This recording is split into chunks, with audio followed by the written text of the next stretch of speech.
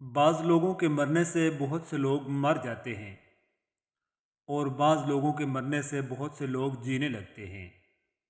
یہ اپنے اپنے کردار کا نتیجہ ہے۔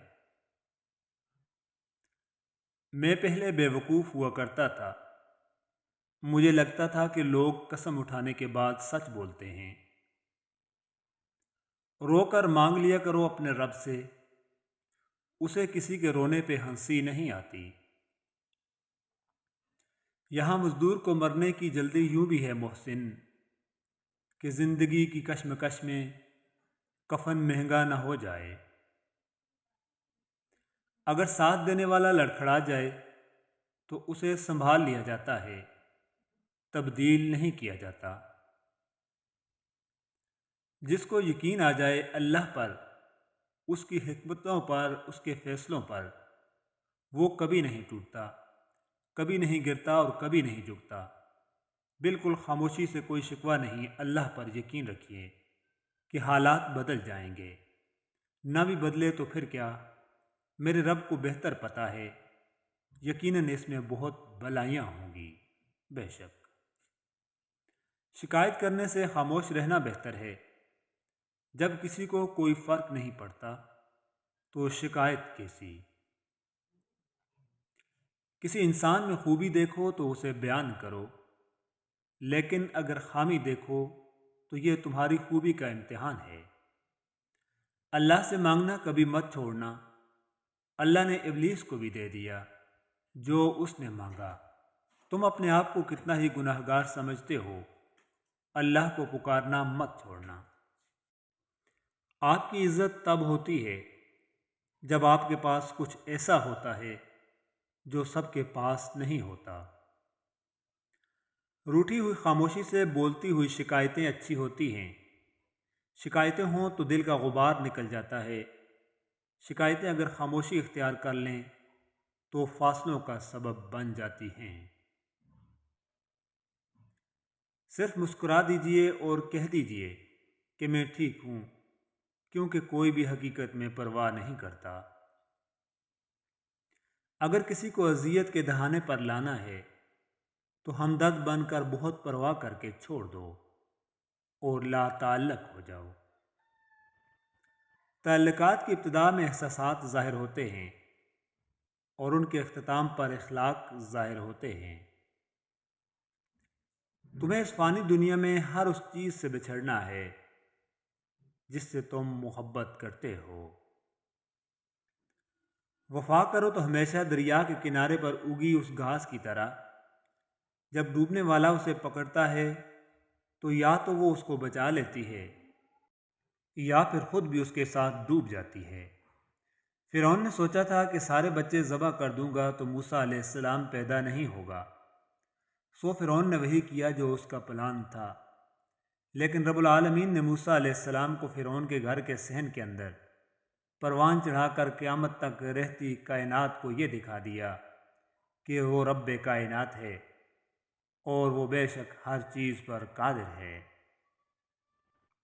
جس سے حد سے زیادہ محبت ہو اس سے اتنی ہی نفرت بھی ہو سکتی ہے، کیونکہ خوبصورت شیشہ جب ٹوٹتا ہے تو خطرناک ہتھیار بن جاتا ہے۔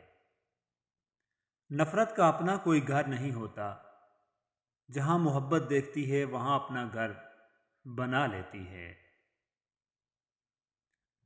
اچھی بھلی زندگی چل رہی تھی، پھر ہم بڑے ہو گئے۔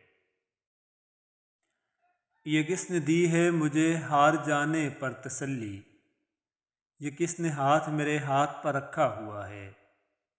مسلسل رہ نہیں سکتا کسی ایک دل میں حافی، غریبوں کے نصیبوں میں سفر رکھا ہوا ہے۔ یوں تو غلط نہیں چہروں کا تصور، مگر لوگ ویسے نہیں جیسے نظر آتے ہیں۔ پتہ ہے زندگی کب مشکل ہوتی ہے؟ جب ہم اللہ کے مقرر کیے گئے وقت پر اپنی مرضی کی ٹائمنگ سیٹ کرنا چاہتے ہیں۔ جس دن ہم نے اس بات کو ایکسیپٹ کر لیا، اسی دن زندگی بدل جائے گی، سکون مل جائے گا، یقین آ جائے گا۔ بہتر ہے اس بات کو سمجھ لیا جائے، ورنہ ہمارے چاہنے یا نہ چاہنے سے وقت اور حالات بدل نہیں سکتے۔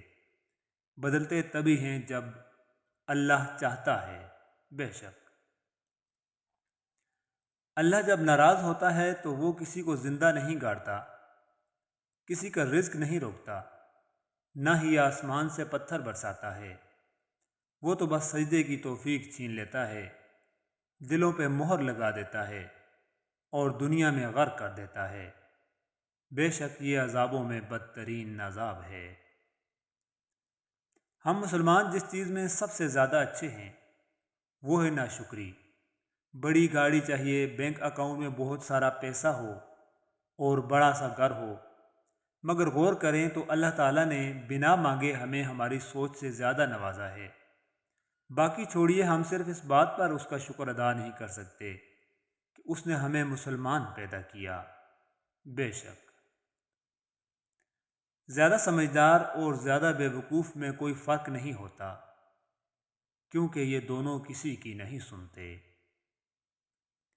کسی ایک کا پیچھے ہٹ جانا بہت سے شر اور فساد سے نقصان سے بچاتا ہے،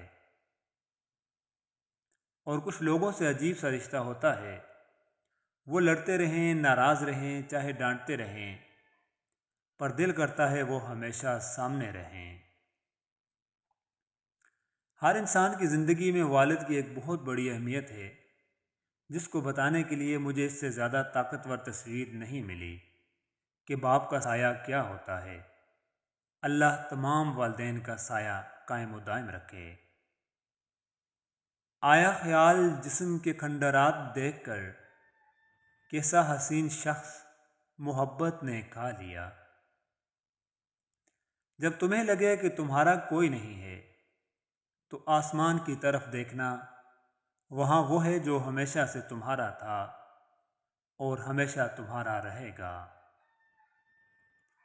ضروری نہیں ہے کہ ہر کوئی آپ کو سمجھ پائے، ترازو صرف وزن بتا سکتا ہے، معیار نہیں۔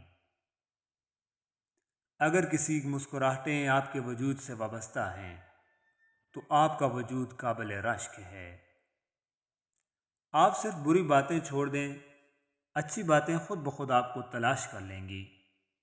آپ بری عادات کو ترک کریں، اچھی عادتیں خود بخود آپ کی زندگی میں شامل ہو جائیں گی۔ آپ گناہ چھوڑ دیں، نیکیوں کے مواقع آپ کو خود مل جائیں گے انشاءاللہ۔ اللہ وہاں سے دروازے کھولتا ہے جہاں سے گمان بھی نہیں ہوتا۔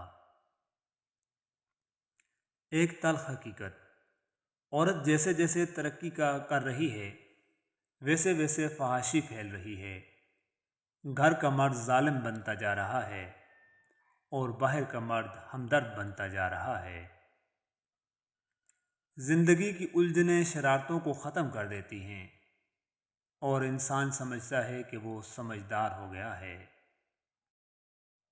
اپنے غم کی نمائش نہ کر، اپنے نصیب کی آزمائش نہ کر، جو تیرا ہے تیرے پاس خود آئے گا، ہر روز اسے پانے کی خواہش نہ کر، تقدیر بدل جائے گی اپنے آپ ہی ہے انسان، مسکرانا سیکھ لے وجہ تلاش نہ کر۔